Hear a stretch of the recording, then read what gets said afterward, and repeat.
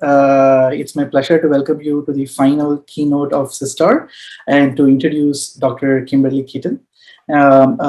Kim has multiple decades of research experience in developing database management systems and working on emerging sort of like hardware technologies. Recently, she's been focused on persistent memory and disaggregated systems.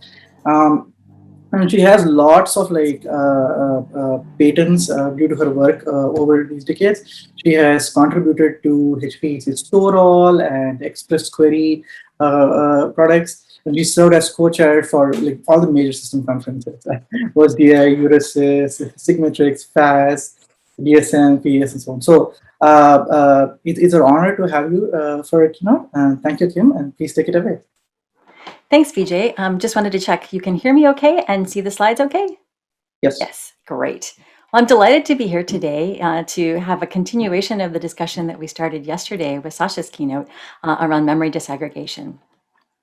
And the work that I'm going to talk about today is done in collaboration with my former colleagues at HPE, as well as collaborators at VMware Research and Microsoft Research, UT Austin, and ETH Zurich. We're living in a world today that has lots and lots of data. There are more and more devices that are producing more and more data. We want to be able to analyze that data so that we can make decisions and increasingly to automate those decisions. So we need answers very, very quickly. And the urgency with which we need these answers really points towards wanting to analyze data that's memory resident. But of course, there's a challenge there because as the data gets bigger, it's harder and harder to make sure that that data can remain memory resident.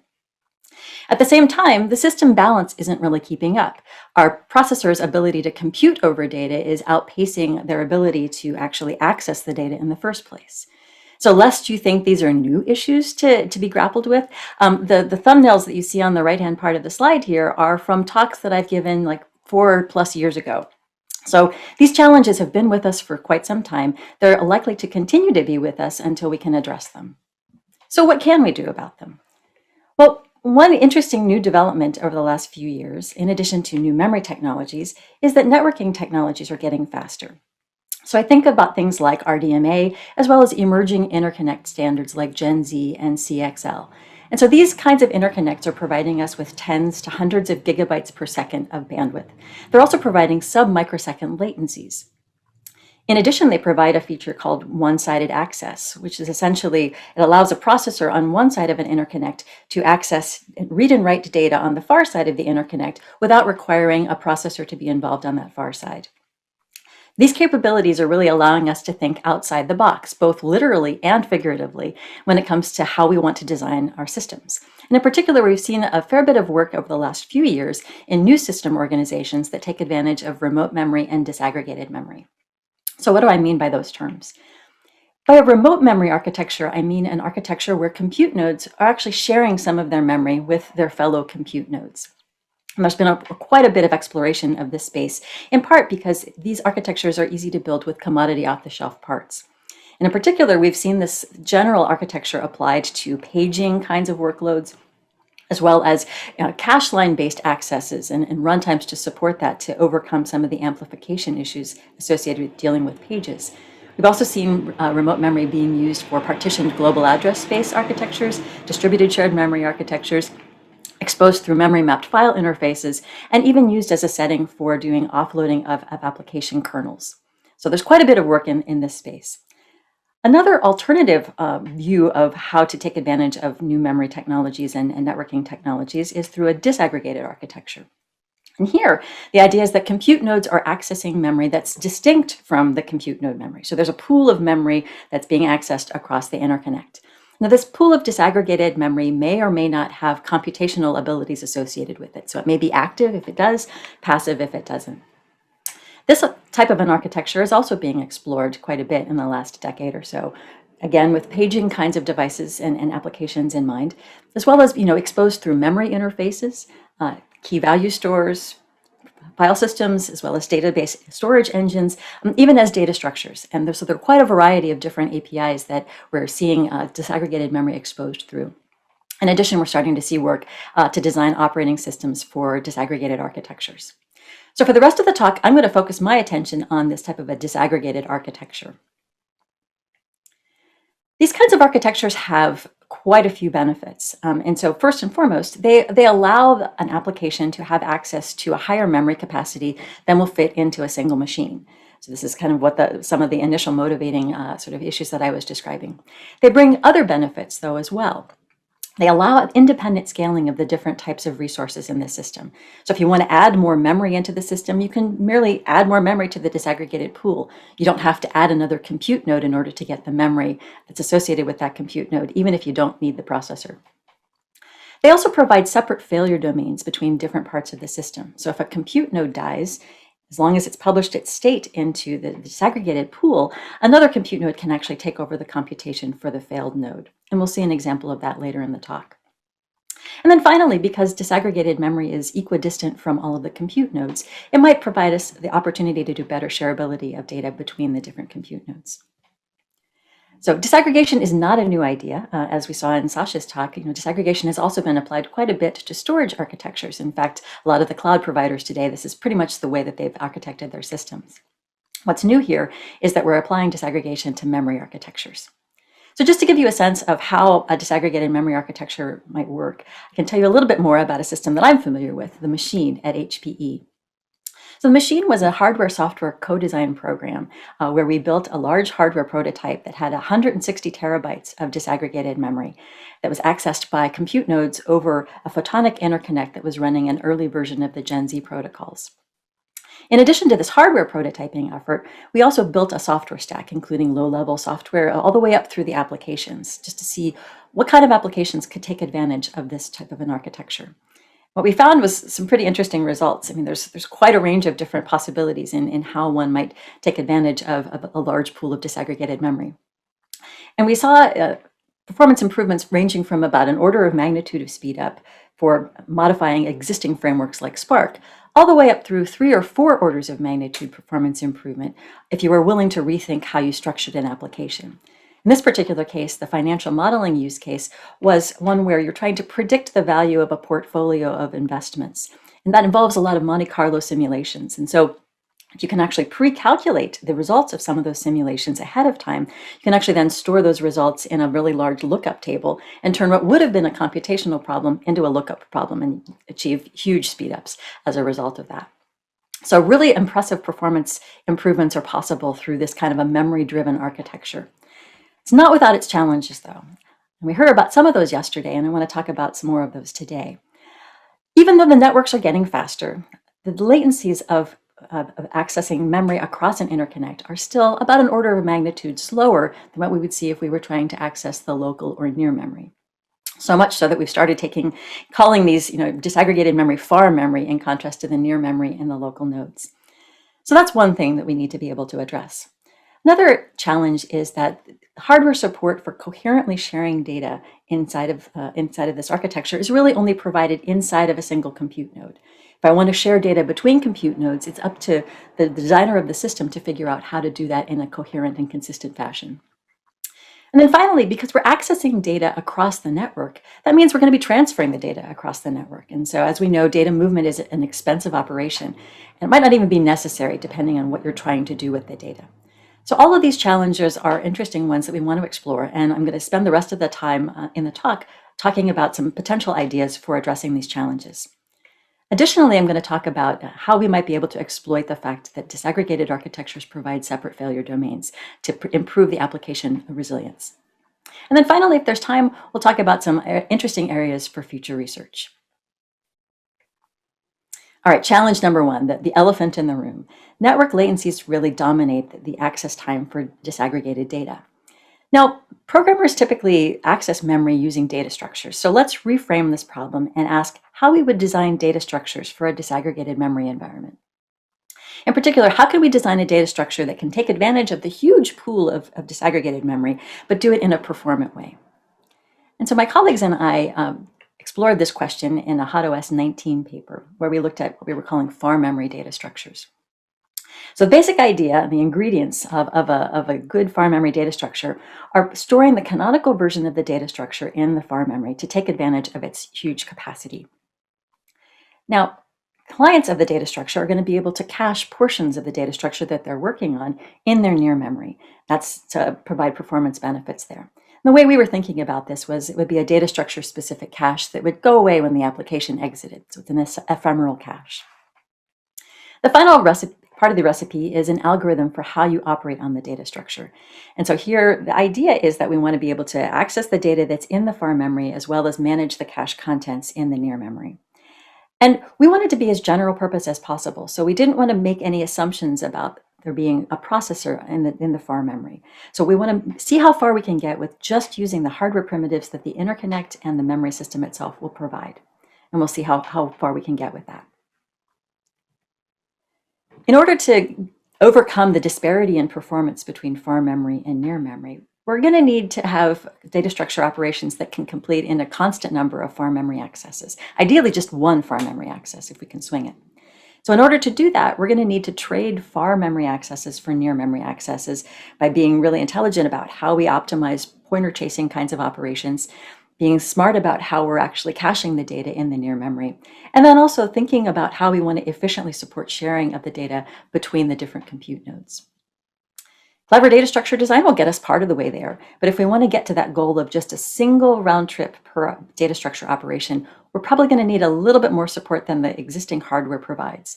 So part of this paper was also then exploring what are some simple hardware extensions that we might be able to add in order to better be able to build far memory data structures. The first example that we looked at was indirect addressing. So here, fairly straightforward idea, we want the ability to essentially dereference a pointer in a single far memory operation. So that might be dereferencing a pointer the way we see on the left-hand side of the slide. We might add an offset to the pointer before we dereference it, or we might dereference it and then add an offset as you see on the right-hand side of the slide. So all of these different addressing modes make sense in this kind of an environment. And they actually make sense for read operations, for write operations, even for simple arithmetic operations.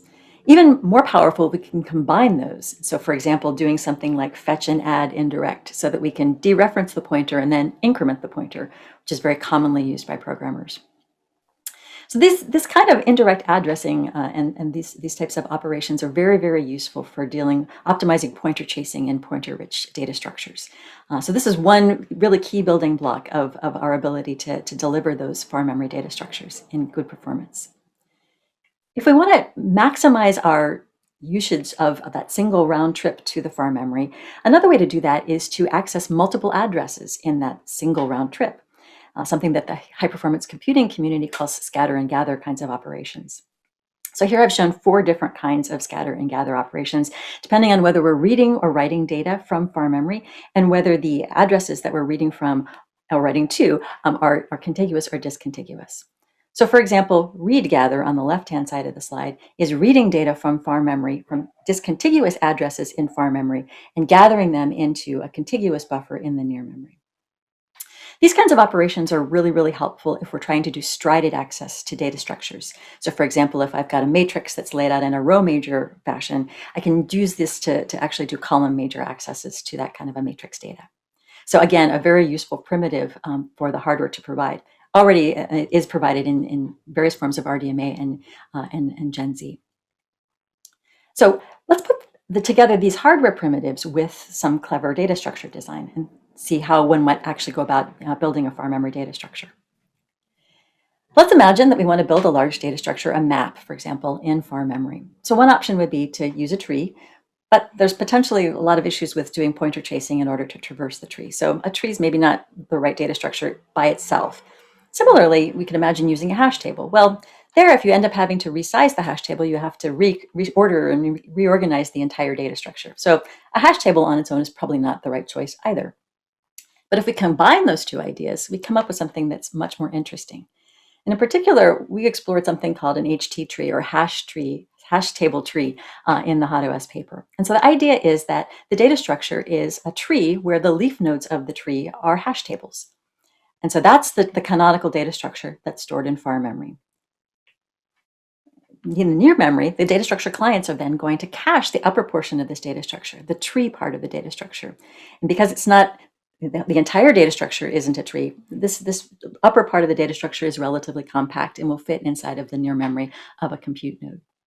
When the compute node wants to access data, it'll use that locally cached tree to navigate to the appropriate hash table, compute the hash function to figure out which bucket it's going to, and then use the indirect support in order to actually retrieve the data that it cares about, all in one far memory operation. So a common case, we're able to achieve that one far memory request per data structure operation. In the event that we do need to reorganize the hash table that's being accessed, and what's nice about this type of a data structure is that that's a much more localized access and reorganization than having to reorganize the entire data structure, which would be very disruptive. So this is just one example of a data structure that can be designed using some of these simple hardware extensions so that we can actually get good performance and still take advantage of the really, really large memory capacity of a disaggregated pool. So by now you're probably thinking, what happens when multiple of those clients want to cache the same data? It's a great question. It's our next challenge. In particular, let's think about a case where nodes 1 and n both want to cache part of the red data structure shown here on the slide. Now, if node 1 actually makes an update to that data structure and writes it back to the far memory, there's no built-in hardware support for node n to know that there was a change. So node n's data that's cached is now stale, and there's no way for it to know without periodically polling to understand whether there have been any updates to the data that's stored in far memory. So this is definitely a challenge, and there are a couple of different ways that we might be able to address this challenge. One might be to accelerate notification of updates. And we've seen some work in the literature on a system called Concordia, for example, that uses smart switches to do this. We had another idea in the HotOS paper, which I'll tell you about on the next slide. Another idea is to eliminate the need for these notifications at all by designing the system in such a way that you can avoid the need for coherence. So let's talk about these two ideas. First of all, rather than having to repeatedly probe from a client in order to understand whether there are updates, it would be much more efficient if we could have a callback that would be triggered only when there is an update. So imagine that you could define a region of memory that you were interested in watching. And then anytime there was an update to that region, you would receive an update or a notification to the local compute node that would allow it to then invalidate the stale copy that was cached in its local memory. So that's certainly one way that you could use this. If you could have a small enough region, you might even include the updated data in the notification that's sent. So then you could even use that to update the locally cached copy. So these are great. So this is one way that this kind of a notification mechanism could help us to manage the cached contents. It gets even more interesting if you're willing to be more specific about what kinds of values and what kinds of changes that you're looking for. So for example, if you are able to understand when a counter would count down to 0 or when a lock value was released, this would provide a fairly powerful building block for building coordination primitives to allow computations on different nodes to coordinate with one another. So the same kind of mechanism can be used in a variety of different ways. So this is one idea for how you might be able to accelerate notifications to support data sharing between nodes. But it really only represents, it assumes that the data is shared. It only represents one point along a very broad spectrum of different sharing alternatives. And so with collaborators at UT Austin and VMware and HPE, I've been looking at another point on that spectrum, something that we've been calling disaggregated partitioning. And here the idea is that even though all of the data in the disaggregated memory may be physically visible to all of the compute nodes, we want to logically partition ownership of parts of the data set to different compute nodes. So for example, here in the graphic, compute node 1 owns partitions D1, D2, and D5. So what that means is that compute node 1 is responsible for reads and writes to those partitions. What this gives us the opportunity to do now is that compute 1, or the owner node, can actually pretty aggressively cache the contents of the partition in its local memory without worrying that any other compute node is going to make an update that would invalidate the locally cached copy at the owner. So if the owner can cache as much as it wants to without having to do any extra work to ensure that that cache is up to date, this is potentially going to provide us with high performance in the common case. In the event that we have to repartition or reconfigure the system, say, for example, because one of the compute nodes dies, that's pretty easy, actually, with disaggregated partitioning. All you have to do is reassign the ownership to another node. If the original owner is still alive, you have to make sure that any locally stored updates are flushed to the disaggregated memory, but then it's really just a matter of reassigning the ownership. We don't need to reorganize the underlying data that's in the disaggregated memory because, again, it's all visible to all of the compute nodes. So this is a relatively lightweight mechanism that we can use in the event of a failure of the compute node, in the event that we want to increase or decrease the number of compute nodes, or even potentially if we want to handle load imbalances due to skewed workload patterns. We've built a sample key value store that employs disaggregated partitioning. It's called Dpstor. And it uses consistent hashing to assign the ownership between the different compute nodes. And because there's exclusive ownership, those compute nodes are able to decide how they want to manage their cache. They can either cache shortcut pointers to the key value data, or they can actually cache the data in the key value pair itself. And that allows them to satisfy requests without doing any far memory accesses. We're going to compare Dpstor with a system called Clover, which was published in Usenix ATC in 2020. Clover is a shared everything kind of key value store, so all of the different compute nodes can access all of the data. And because of that potential for sharing between compute nodes, the way that the data is stored is in a multi-version kind of a format. So there can be concurrent read-write sharing in this system, and it's supported by this multi-version data. As a result, because of the sharing, the nodes are going to really focus only on caching the key value pointers. And that will allow them to find the most up-to-date version of the data. So we're going to compare Dpstor against Clover, both for common case performance. And so we're going to use the YCSB workloads to do that. And so you see the different YCSB workloads and their read-write percentages on the x-axis of the graph here. On the y-axis, you see the throughput in million operations per second.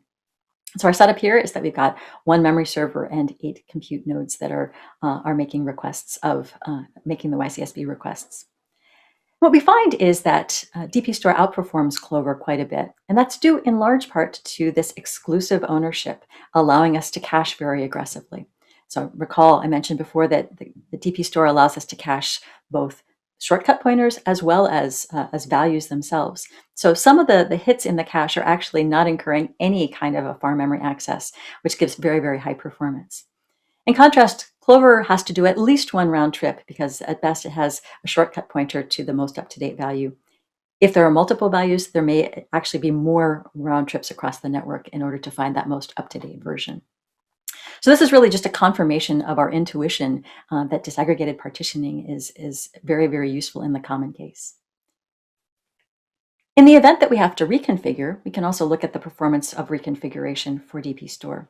Here we're using YCSB workload B, which is a read-dominated workload, in order to do that experiment. And we're going to simulate the failure and recovery of different compute nodes in our system. So at 5 minutes, we start with 4 compute nodes, and then at 5 minutes, we will remove 2 of the compute nodes in the system. At 10 minutes, we're going to add those 2 compute nodes back in, and we'll see how long it takes to recover. And as our intuition suggested, Dpstor is actually very quickly able to accommodate any changes in the compute node counts. And we see similar results for other YCSB workloads with either more read percentages or higher read percentages or lower read percentages as well.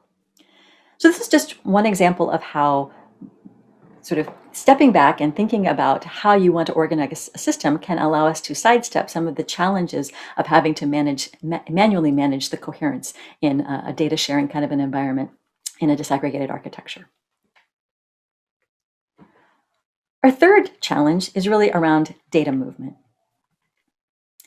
As we know, this is one of the fundamental truths of computer science. Data movement is expensive. It's expensive in terms of the time to transfer the data, the resulting cache pollution that might happen because you bring a lot of data into your memory hierarchy. It's also expensive in the amount of energy that's consumed.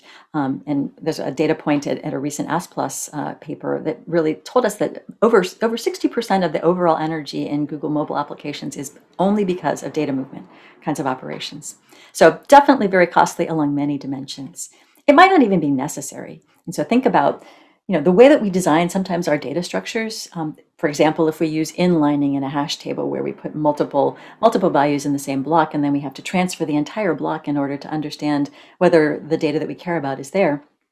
We result in decisions that result in a lot of read or write amplification. So unnecessary data is being transferred just because of the design decisions that we've made. Sometimes actual applications are the purpose of the application is really to allow us to do filtering operations on the data to find what we care about. So for example, databases are very commonly used to apply predicate-based selection kind of criteria so that we can discard some of the data and only get back what we care about. So there's definitely lots of different examples of how more data may be transferred than is strictly necessary. Wouldn't it be great if the memory system could help us to minimize the amount of unnecessary data transfers? And in particular, some of the work that we've been looking at is, how can smart disaggregated memory actually help to limit data movement? Smart both in the sense of the semantic abstraction that the memory provides, as well as the computational abilities that are required in order to achieve that desired semantics. So in particular, this is work that I've been doing with folks at HPE as well as ETH Zurich.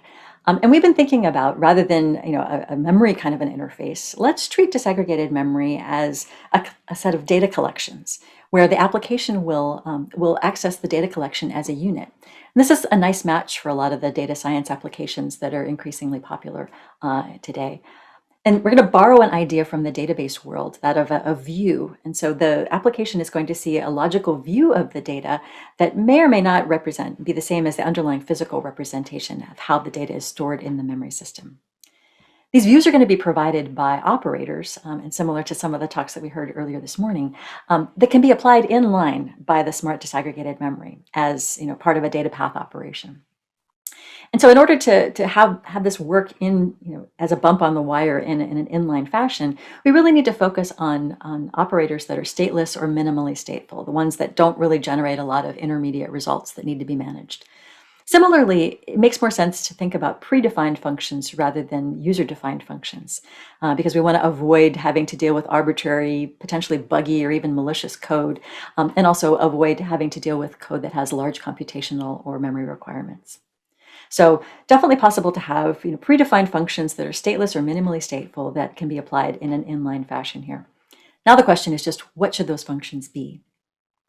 Looking across a wide range of different application areas, data analytics, high-performance computing, machine learning, there really are a fairly standard set of kinds of operations that make sense here and that are common across these different areas. They fall roughly into three categories: filtering, transformations, addressing kinds of operations. So in the filtering space, database selection, style predicate selection, that sort of thing, regular expression matching, we'll see variable numeric precision as an example that's increasingly popular in machine learning. On the transformation side, we have things like compression and aggregation that will reduce the amount of data that's being sent. There are also interesting kinds of transformations that keep the data the same size but provide other additional helpful properties like encryption to improve our security story. And then finally, with smart addressing, we're going beyond the strided accesses that we saw earlier into more general purpose transformations, things like matrix transpositions that are really just about how we address the data in a clever way. So we've been exploring this using an FPGA-based SmartNIC and being able to then implement the different operators in the FPGA so that it can operate as a bump on the wire as data is read or written to and from the memory that is associated with the system. The way that this is exposed to the programmer is through extended Rdma verbs. And so there's basically a verb to implement the operator logic that's then invoked by the programmer. We've prototyped this general setup in a system that we call FAR-View because it's providing views into FAR memory. And the way that the system works is that the FPGA is divided into different regions, where each region implements the logic for an operator or a set of operators that correspond to a user's request. The regions can be dynamically reconfigured so that we can actually then support different kinds of requests over time. The implementation also includes a networking stack as well as a memory stack for accessing and managing the memory in the FPGA. We're going to compare our FAR-View prototype against a compute node baseline that is an Intel-based platform that has a ConnectX-5 NIC from NVIDIA. Now we've implemented all of the different classes of operators that I mentioned on the previous slide, but since our challenge here is really to eliminate or minimize data movement, I'm going to focus on the filtering results.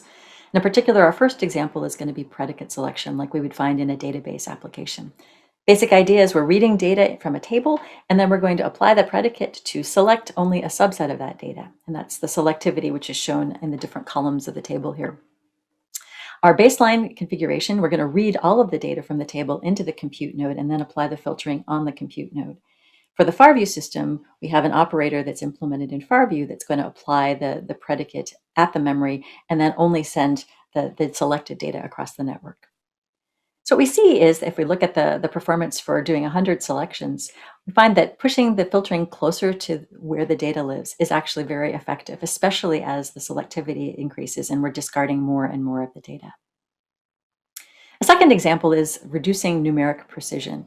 Again, a common operation in machine learning kinds of applications. So here our goal is to read 1,000 8-byte elements and then return them with a reduced precision, anywhere from 1 byte to up to 8 bytes.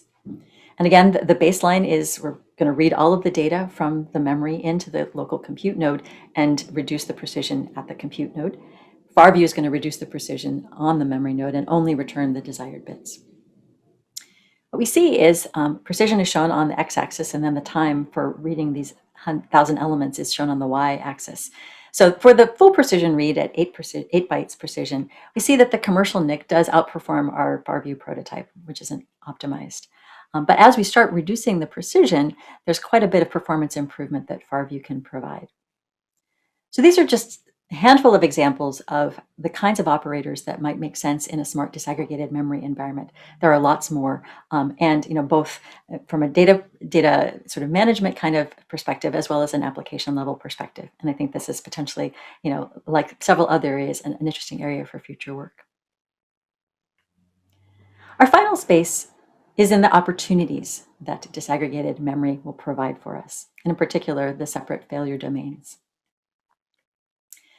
So recall that in a disaggregated memory architecture, there's really kind of a partial failure model here. So compute nodes may fail independently from the disaggregated memory system. So long as the state that the compute node was operating on has been published to the disaggregated memory, it's possible for another compute node to take over for a failed compute node.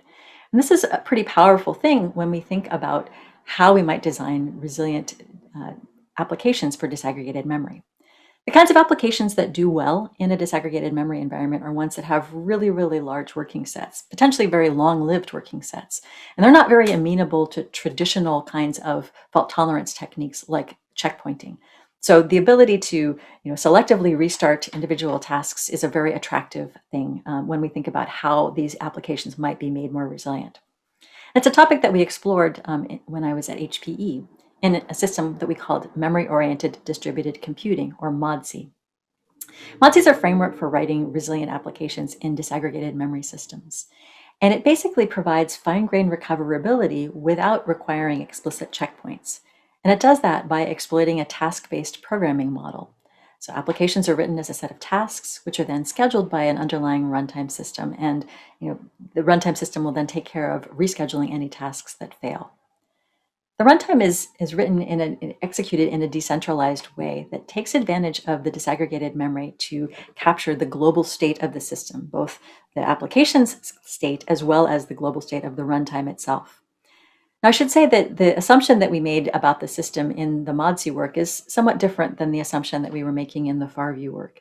In Modsi, we're not assuming a smart disaggregated memory. We're really assuming just the bare bones ability to do one-sided operations and atomic operations and so on.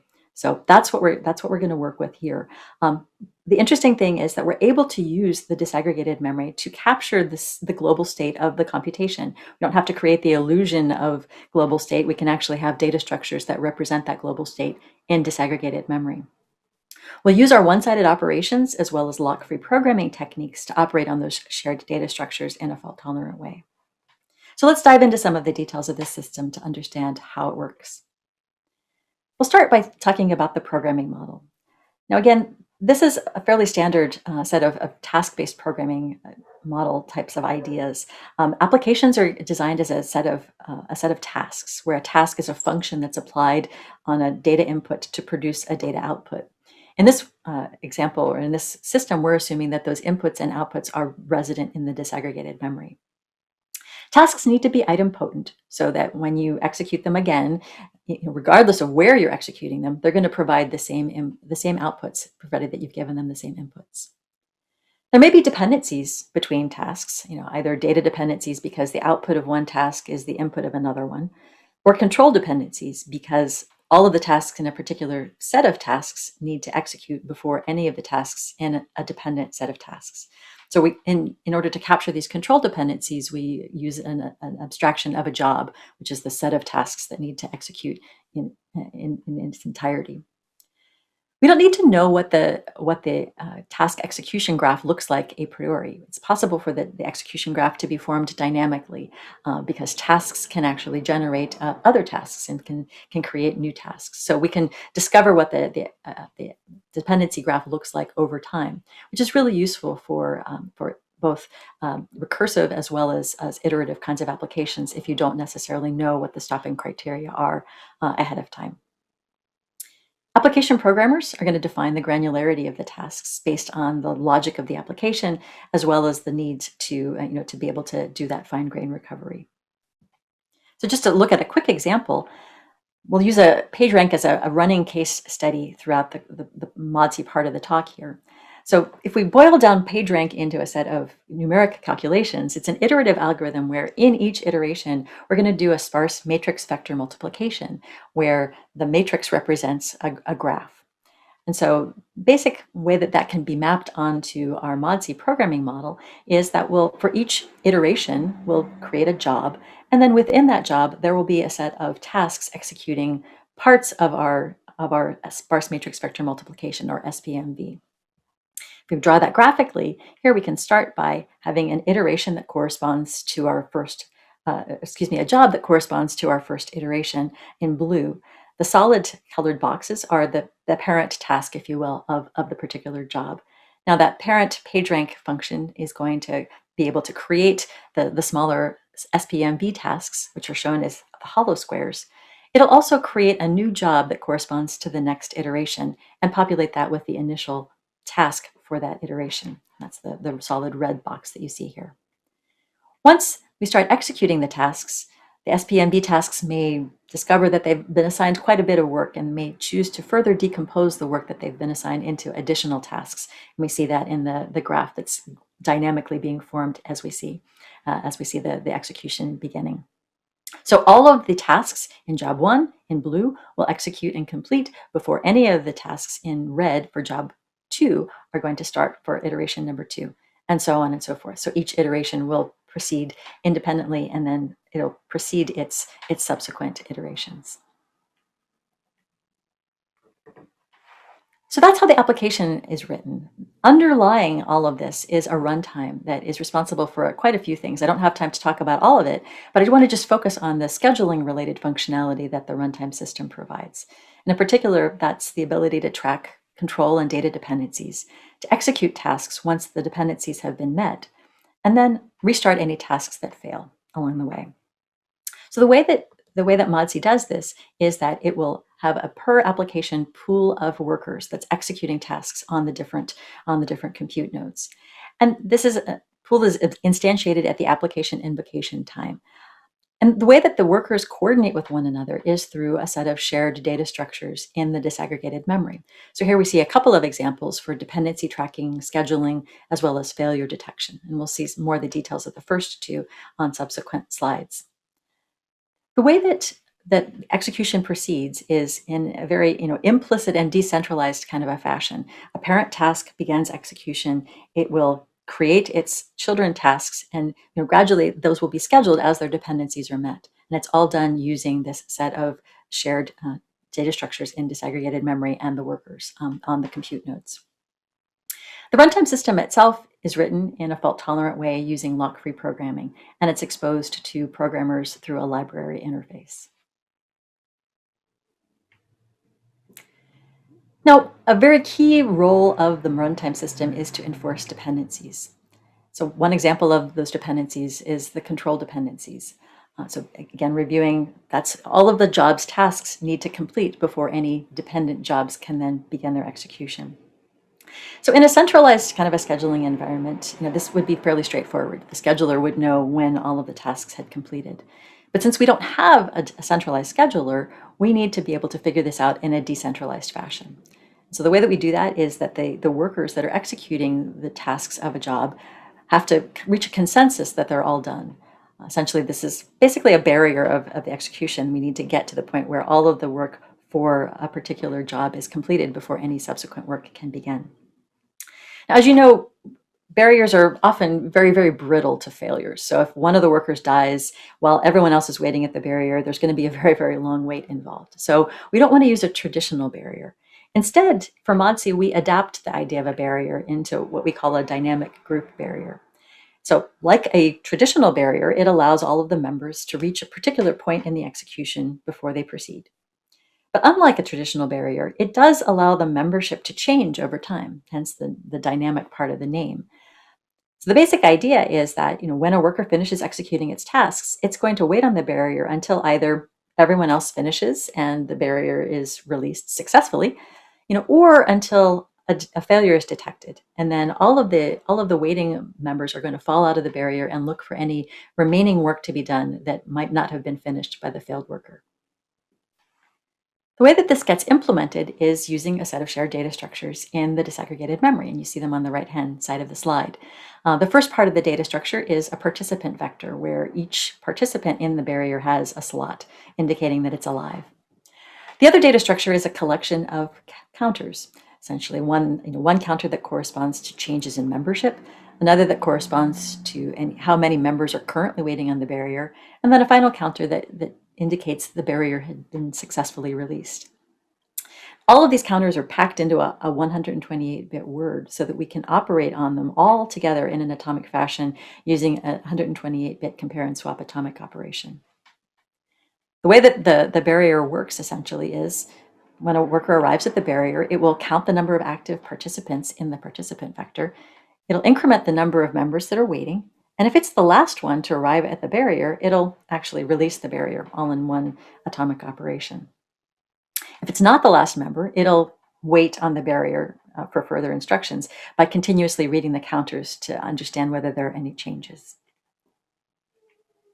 If a worker discovers that another worker has failed, then it has a couple of things that it needs to do. It needs to both mark the failed worker as no longer a participant in the vector, and then it also needs to increment the membership changes counter in order to signal to the other workers that are waiting.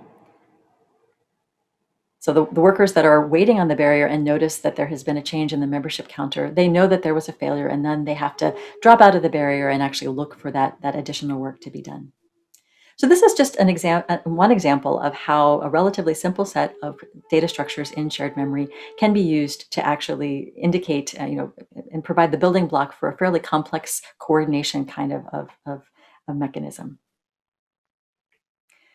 Once all of the dependencies have been met, a task is ready to be executed. And the way that the workers execute those tasks is relying on a set of per worker work queues in the disaggregated memory. You can see them here. So each element of the work queue is a pointer to a task descriptor that's also stored in the disaggregated memory. The task descriptor really indicates interesting information like the status of the task and what job that it corresponds to and other things. In order for us to ensure exactly once execution, we introduce just one other data structure, a slot that holds the descriptor for the running task that the worker was last working on. In order to actually schedule the work, a worker will optimistically copy the task pointer into its running task slot and increment the worker owner, the work stealing owner pointer in order to consume the task from the queue. It'll then try to change the status of the task to running from ready. And it'll do that using an atomic operation. If it's successful, it'll then begin executing the function and we're off to the races. If it's successful at executing the function, then upon completion, it will change the status of the task to finished. Now, some workers may work faster than others or have more work assigned to them than others. And so in order to prevent a straggler kind of a situation, we design these work queues in such a way that they're double-ended queues, in particular lock-free double-ended queues. And so the owner worker is going to access one side of the queue, and other idle workers are going to be able to steal work from the other side of the queue. Unless you're worried about whether it's possible for two workers to try and execute the same task at the same time, rest assured that doesn't happen because only one of the workers is going to be successful in changing the status of the task in the task descriptor. In the event that a worker fails, This same work stealing mechanism can be used to allow us to have the remaining workers execute the work that had been assigned to the failed worker. We can also even steal the task that was in the running task slot. And there's no worry about restarting execution of that failed task, because we'll get the same result regardless of where we run the task, because the tasks are idempotent. We've built all of these mechanisms in a prototype, as well as a fair bit of memory management kind of functionality, additional data structures, concurrent lock-free data structures, as well as additional mechanisms that take advantage of those data structures to provide things like failure detection and so on. We'll use this Modsi prototype in our evaluation. We'll compare the Modsi implementation of PageRank against a more traditional implementation of PageRank that's written using MPI barriers for coordination and using checkpoints every 3 or 4 iterations for fault tolerance. We're going to make this as comparable a comparison as possible. We're going to use the same data access mechanisms between the Modsi implementation and the MPI implementation. Our experimental platform is a large scale-up machine, the HPE Superdome, that has 16 NUMA nodes. And we're going to treat one of the NUMA nodes as the disaggregated memory, and then the rest of the compute nodes are going to be, the rest of the NUMA nodes are going to be treated as compute nodes in the simulated environment. First question is, how sensitive is Modsi to the task size? We're going to evaluate this by actually looking at actually measuring the execution time for different task sizes. So here, PageRank, we're going to execute that over a 64 million vertex synthetic graph. So 64 million rows in our matrix. And we measure the execution time for task sizes of 1,000 rows all the way up to 8 million rows. And you see that in the x-axis in a log scale. The y-axis shows the relative execution time relative to the best case scenario, which we've measured to be 15,000 rows per task. What we see is that there's a very, very large range of task sizes where we achieve within 5% of that optimal value. So between 5,000 rows to up to 100,000 rows per task, all within 5% of the optimal values. So really, really small tasks, there's definitely some scheduling overhead. Really, really big tasks, there's not as much of an opportunity to deal with work stealing because the things you're stealing are quite big. But even with those really, really large tasks, we're still able to achieve within 17% of the overall optimal. So answer to the question is that Modsi is able to achieve very good performance for a wide range of different task sizes. If we think about the fault tolerance of the system, here we're going to execute PageRank for 10 iterations, and we're going to inject a failure at some point along that execution. And the point that we do that is shown on the x-axis on the graph. The y-axis is the execution time to get all 10 of those iterations completed, including any recovery work that has to happen along the way. We're going to do this so that we have always a constant number of workers. So we'll inject our failure, and then we'll immediately introduce a new worker so that there's always a constant number, 14 workers in the experiment.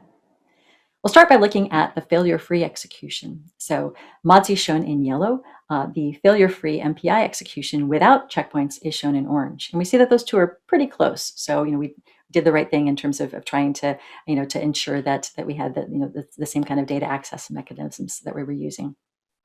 Once we introduce checkpointing every 4 iterations, we see that there's about a 10% degradation in performance, and that's shown in the green line here. When we start introducing failures, we see that the overall execution time of the MPI workload really depends on when the failure was injected relative to when the last checkpoint occurred. So you see that by the sawtooth pattern in the blue line here. So if it's been a long time since the last checkpoint, we have to roll back to that checkpoint and then do a lot of rework in order to get to the point where the failure occurred. So that can result in up to 35% slowdown relative to the execution without any failures. Now Modsi, in contrast, all we have to do is restart the failed task. So that only results in a 1% degradation relative to the failure-free execution time. It's shown in a gray line here, but it's hard to see because the gray line is pretty much behind the yellow line, which is the failure-free case. So overall, Modsi's ability to do very, very fine-grained recoverability provides us better performance than a checkpoint-based alternative. If we were doing checkpoints even less frequently, there would be even more benefit that we would see as a result of this experiment. So whirlwind tour of a bunch of different interesting ideas for how one can overcome challenges and potentially exploit some of the interesting opportunities that are provided by disaggregated memory kinds of environments. It's really just scratching the surface, though, of all the interesting work that can be done in this space. And I think that there are a number of really interesting questions that remain, all up and down the stack. And so in particular, if we think about things like algorithms, there is this wonderful opportunity to rethink how we design algorithms for a disaggregated memory environment. We saw an interesting case where we could memoize results and turn things into a lookup problem. You could also imagine having really large indexes or using producer-consumer queues in disaggregated memory for communication. Maybe for machine learning operation or algorithms that don't require up-to-date data, you could even avoid having to worry about coherence issues. So all kinds of interesting possibilities there in terms of rethinking how we design algorithms. In the data structure space, I talked about one data structure that makes sense for disaggregated memory, but there are lots of others that we could also explore. It would also be interesting to figure out, are there general principles for designing data structures in a far memory environment? In the programming model space, I think there's probably lots of interesting things that we can learn from program analysis for right-sizing tasks. Also, there's interesting synergies that are potentially there between disaggregated architectures and new computational models like serverless computing. From a system software perspective, we borrowed some ideas from the concurrent programming field. There are undoubtedly other techniques that we could potentially use to improve the efficiency of what we're doing. So for example, MCS locks, which would forego really expensive operations for understanding whether there are updates and turn that into more local operations. Also, coordination-free data structures, for example, that might provide better scalability under highly contended workloads. Smart memory, we talked a lot about this yesterday in Sasha's keynote, and I think that there's a lot of really interesting possibilities here. She was focused more on application level code, and I talked about some data-centric operators in the far view part of this talk. But I think there are also interesting questions in more system level kinds of questions, and how smart memory could potentially allow us to improve the resilience for disaggregated memory, maybe implementing replication or erasure codes and so on, as well as potentially providing new guarantees like transactions or providing new capabilities like snapshots in memory. And then finally, there are some interesting questions about hardware software code design. What do we need from a smart NIC or from a memory device itself in order to support the kinds of ideas that we want to support for the rest of the stack? So again, all kinds of really interesting open questions to be explored for further work. So wrapping up, disaggregated memory really provides a number of different benefits for data-centric applications. It's not without its challenges, and hopefully I've given you at least a handful of ideas for how we might be able to address some of those challenges, and similarly, how we could go about exploiting some of the new opportunities that are provided with these architectures. I think there's a lot of room for additional really interesting work, and I hope that I've piqued your interest and that I've encouraged you to join me in thinking outside the box for how disaggregated memory architectures can be made successful. With that, I'll conclude. Thank you for the great keynote, Kim. I guess Itzhak has a question. Go ahead. Yeah, a question and a comment. The question is, I'm not sure whether you have a clear position on disaggregated in the sense of truly separate memory boxes, as opposed to having the memory with the compute nodes, but still accessible through the network, everything the same, except that you didn't separate it completely. Do you have a clear position on one versus the other, or doesn't really matter? Yeah, I mean, I think both of them provide different benefits, right? So on the one hand, if you're exposing part of a compute node's memory, there's an advantage there because you don't have to add new resources in order to be able to use that. Mm-hmm. You can use the idle memory that we saw in Sasha's talk. You can expose that idle memory for use by other nodes, and so in that sense, it can help with an efficiency argument. My concern about that kind of an architecture, though, is that we lose our ability to independently scale the different resource pools. And then similarly, you're now trusting, your compute node is now trusting another compute node, which might have a computation that's running on it from a different tenant. And so I think that there are some interesting security challenges that crop up in what I was calling a remote memory environment that might not necessarily come up quite as much in a disaggregated memory environment, where you're Yeah, able this was to my second question, is security. Yeah. And I'm not sure after all, you don't really mind if someone touches your processor, you mind if they touch your data. Right. And the fact that the data is kind of in no man's land doesn't necessarily secure it. Right. So there are, I don't know if you've looked at, like the Gen Z spec or the CXL spec. There are facilities that are being provided in some of these new interconnects to, essentially have zone-based protection so that you can restrict access to certain parts of the memory system to particular compute nodes. So there are mechanisms that can be applied both within the interconnect, potentially, sort of capability style ideas, for looking at accessing parts of the memory system as well, and as well as encryption and things like that. So I think that there are a number of tools in our toolbox that can help us, to protect the data in the disaggregated memory, from malicious actors. Until you attend a security conference and they show you that nothing works. Yes, So, and so I should maybe attend some more security conferences because I haven't had that wonderful experience. So yeah, I mean, it's a question of, first of all, who and what you trust. right. Seriously. Yeah. Mm-hmm. And these days, it's really not clear. Right. Third parties, who works for whom. Right. And side channels on top of everything. Right. And so, so there's still unanswered questions, right? So we still need to figure out what is the set of techniques that's going to make sense here. And because we're talking about memory speeds, the techniques that worked for storage, not necessarily going to work for memory. And so I think that there's an opportunity to do some interesting work here. Yeah. And the final question, I didn't hear the word power or energy.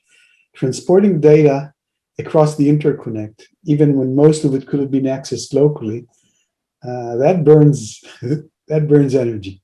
Right. Yeah, It's not totally just agree. latency, Yeah, exactly. And so, so I did mention the word energy, I think, and power at least once. Okay. And but none of the evaluations really included that. And so that's a fair point. But I agree with you. It's not just performance; it's also energy related, power related. And so that's all the more reason for us to find ways of minimizing unnecessary data movements. And so that's why I think if we have at least some degree of intelligence in the memory system, that might be able to help with that. Thank you. So, hi, Kim. Thanks for your talk. It was really, really interesting. So I spent a lot of time thinking about how latency sensitive we might have to design applications with extra latency from the far memory. So I was wondering, if you've seen what techniques you've used in your work and related work to mitigate that. As a start. Yeah, and so I think there's starting to be a lot of interesting work in this space. Much of what I've seen for designing data structures in it's mostly a remote memory kind of a space, has looked at having a fair bit of processing capability on the far side. So for example, like the AIFM work that was at, going to get this wrong, at OSDI, I think, in 2020, as well as some of the ASIM NVM work from ASPLOS in 2020. They both assume that there's a fair bit of computational ability on the remote side. So you can then, combine one-sided accesses where appropriate with two-sided accesses. So for example, for things like memory allocation and whatnot. So if you've got the ability to mix and match those different kinds of accesses as possible, that seems like it's a fairly effective way of doing things. If you know enough about the data structure so that you can prefetch the data that you care about before you need to use it, that's also a win, because you're really, you're trying to avoid being stalled while you're waiting for this far memory latency operation, right? If you can cache things locally and find a way of doing that in such a way that you don't incur too many coherence related overheads, that's also another good technique for doing these kinds of things. Do you see applications overlap, like a request to remote memory with local compute?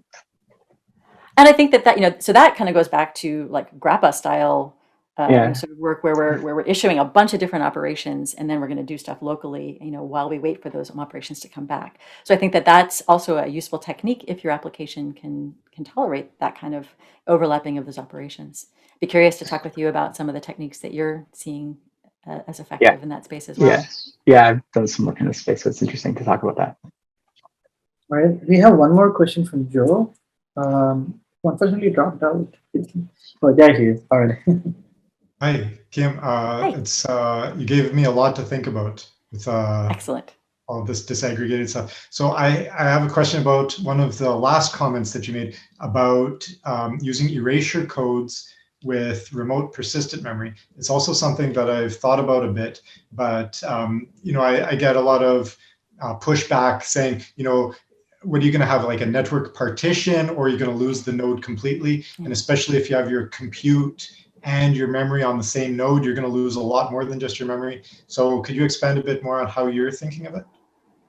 So this goes back to the earlier question that Yitzhak asked, do you want to have a lot of, computational capability on those nodes?